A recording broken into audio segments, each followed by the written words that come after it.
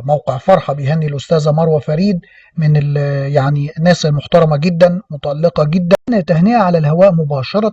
موقع وراديو فرحة بيهني الأستاذة مروة فريد بمناسبة عيد ميلادها.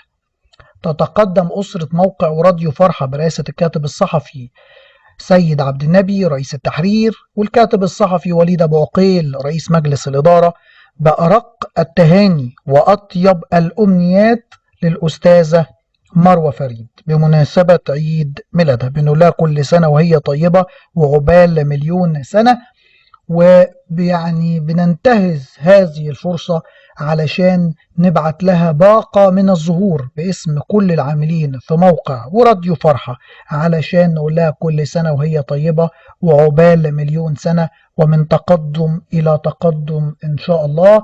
وتهنئة خاصة باسم كل العاملين في موقع وراديو فرحة. موقع فرحة بيهني الأستاذة مروة فريد من يعني الناس المحترمة جدا، متألقة جدا، دايما دايما يعني بنسمع عنها كل خير، ودايما بنسعد بتواجدها، ويا رب دايما بالتوفيق إن شاء الله. أستاذة مروة فريد كل سنة وحضرتك طيبة وعقبال مليون سنة.